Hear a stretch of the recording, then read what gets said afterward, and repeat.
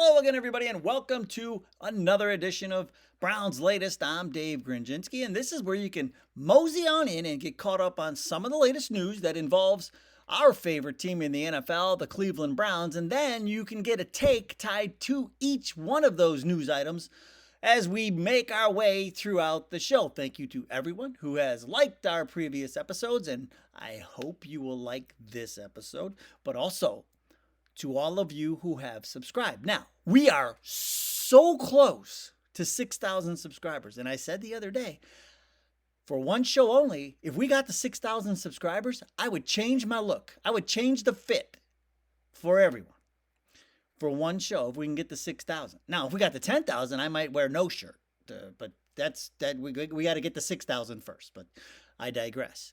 But if we can get there, we'll mix it up for one show. But I do appreciate everybody who has subscribed so far. Thank you so much. And then also to everyone who gets into the viewer comment section and not only lets their voices be heard, but they're also really good at coaching me up. And I really appreciate that. We'll have more on that in a little while. Speaking of what's coming up, how about this? Even the Browns' littlest fans, they even want a piece of Shador. We'll explain. A former Browns head coach has a message for us all. And I'm already going to tell you, we're not going to like what he has to say. Also, I'm going to tell you what better not happen as this quarterback battle unfolds. And down in the viewer comments, one viewer says there's something that Kevin Stefanski can't do. And I agree with him wholeheartedly. We'll get to all of that. But first things first. The little guys, they were coming after Shador. It was all in great fun. The Browns have their youth camps out there at the Cross Country Mortgage campus this week for the Browns facility because the OTAs are going on behind closed doors. So the rookies, they're all out, they're inside practicing, and then they come out and help out with the camps. And Shador was helping with the camps, and it's great video. I put it on my Twitter at Grizzer21. I put it on my Twitter, one of the videos, because it is just the kids are so honest. And so here's a shot of the video that was shot by @JackieTruth, and he's a CU content creator, and he's following Shador around the camp as the kids are just peppering him with questions, and they kept, are you going to start? Are you starting? Is Flacco starting? Who's going to start? You got to tell us. Who's going to start? Who's going to start? Shador just keeps saying, I don't know. And so it is hilarious watch, because the kids are just so honest, it's hilarious. And as I coached my son all the way from about fourth grade on, and now he's coaching. It's funny because it would remind me of him coming home with his stories now, because he's coaching an 11U baseball team, and just to hear his story and then watching this, I go, this has got to be like Noah at practice. But I went through this too. But his kids are great. But it was just so fun, and Shador handled it great. But the best one was when the kid went up to him and says, "Who's better, primetime Dion or primetime Shador?" And oh my gosh, it was just great fun. It's nice to see. And but here's what I'll tell you, folks. Here's what I learned from this. Like, everybody is tuned into this quarterback battle. Even the littlest Browns fans are tuned in. They are locked in and paying attention, and they want to know. And they know the names. I mean, these are second through fifth graders, folks, asking Shador, are you going to start? Is Flacco going to start? So they are tuned in. And the other thing is with Shador, boy, he just transcends it all, doesn't he? Age, race, ethnicity. It like he's just, he's somebody you could really root for. That's all. I'm gonna leave it at that. There are a lot of people rooting for him. I think that it's all gonna play out. and I think the Browns are lucky. We are so lucky to have him here, and we'll see. We'll see how it all plays out. But boy, oh boy, the way he handles, just everything. It's refreshing to see after what we've dealt with over here since I'll go back to the Manziel days. It's just nice to see. And I keep saying this, not just Shador, all of the quarterbacks. I mean, this entire roster. I mean, I think boy, oh boy, this is the first time in so long you can look all up and down the roster, and boy, we just have quality people. And especially we have quality people in that quarterback room with Shador and Dylan Gabriel and Kenny Pickett and Joe Flacco. I have to say it all. So it was just great, great, great fun. Now, this is not great fun because I have to tell you, a former Browns head coach was throwing cold water on all this Shador hype. And all right, let's get to what he said first. And it's Eric Mangini. Eric Mangini says all of his reps have been with the back end guys. He hasn't gotten any reps with the ones. That's a good decision because as soon as he gets in there with the ones, then the hype train is going to roll even further. I say the numbers have to be taken with a gigantic grain of salt. There's a lot of learning going on for him, and to see the numbers, that's positive. But he's also working versus the back end of the roster, so his numbers should be a little bit higher just based on that as well. All right, Mangini, where do I begin? Oh, boy. Let's start here. What you need to take with the gigantic grain of salt is Mangini's opinion.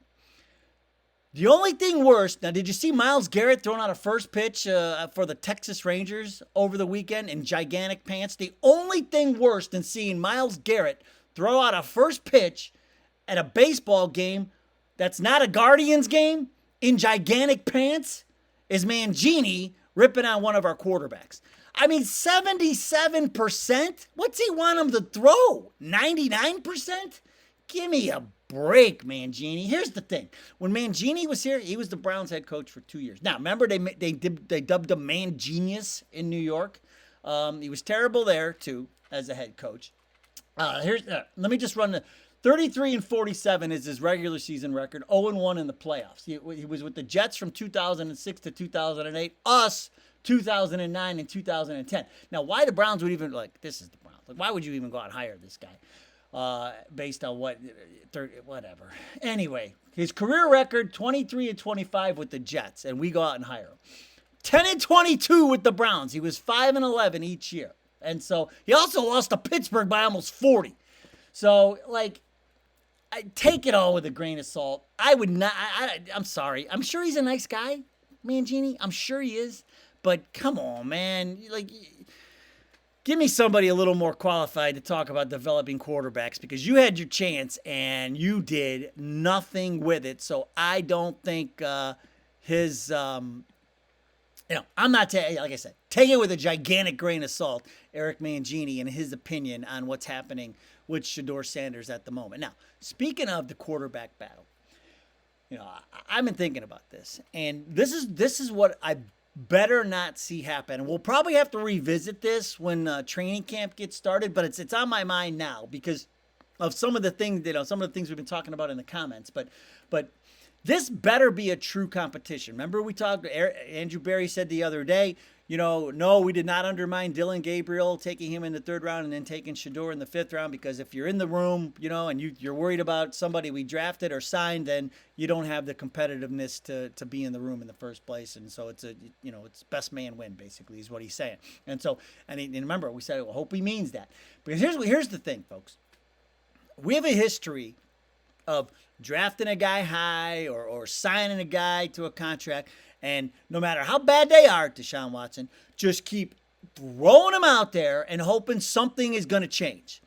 When everybody on the planet can see nothing is going to change. And so what better not happen is one of the vets is out there throwing picks, and we keep going out, keep sending them out there, keep sending them out, or somebody's out there trying to play hurt. Baker Mayfield shouldn't be out there and still trying to play, and everybody sees he can't play, and and you keep sending him out there and sending him out there, or high draft picks. We love to take high draft picks, stick them in a spot, Typically, we take a right tackle, try to make them a left tackle, and then they stink over there, and we keep sticking them over there, Jed Wills, and just keep, because Barry won't give up on high draft picks, or I mean, and it's not only Barry. There's a lot of people who do that, but Barry in particular. I mean, we see this every week, but we keep sticking these high. Just because we drafted them high, we keep hoping something's going to change. If they stink, they stink.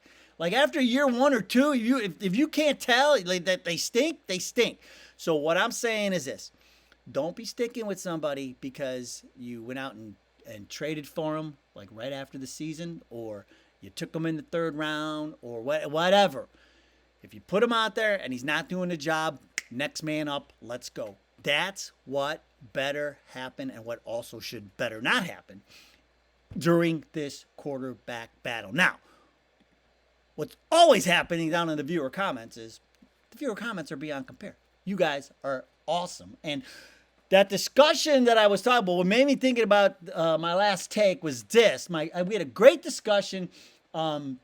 Keith Greer, 462, and we were talking about Watson, and it led to talking about Stefanski as a head coach. And I said to him, I've been saying for years that Stefanski can't handle calling plays and being the head coach, both of them. And because he's got his face in that play card all the time, and you can't focus on his head coaching duties. And he said, you see what I do. He says Stefanski cannot do both. This is from Keith Greer, 462. He can't call plays and be a head coach. I've been saying it for years. I'm not sure if you're a video game guy or not, but I grew up on John Madden. And he equates, yes, it's a very basic level, but, when you're coaching a team on John Madden, you have to control the offense, the defense, the special teams, the timeouts, the game management, the kicking on a small scale. And he says Stefanski gets lost in the offense. He's not paying attention to the game. He acts like a coordinator and not a head coach. And I 100% agree with Keith Greer.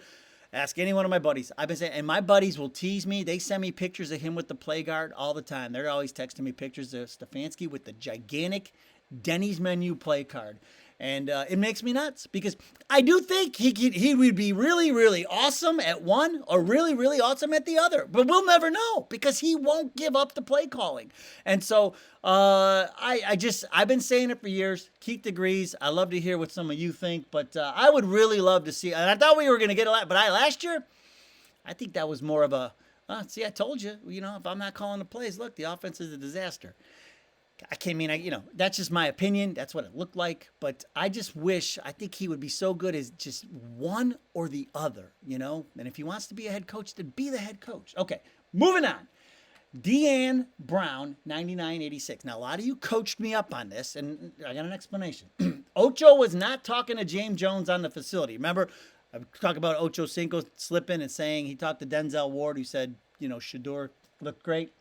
He said he was speaking to Shannon Sharp on the Nightcap podcast. Yeah, I never said what he was on. I said it came after the James Jones. I used the James Jones thing to set it up. But yeah, he was on the Nightcap podcast. But I appreciate everybody, chimed in and coached me up. And but for me, there's a lot. Well, I had a busy weekend, and we're gonna.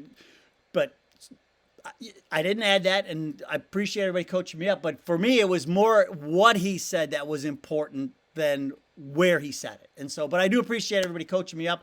I will always take it because look, I'm not the smartest one on the planet. So, if you haven't figured that out yet, but anyway, but I appreciate it. Okay. Lee Arthur Dawkins Jr., 2387 from Mobile, Alabama. He says, I'm a Miami Dolphins man since 74. I've been a Shador fan since Jackson State in 2023 and Shador's first year at Colorado.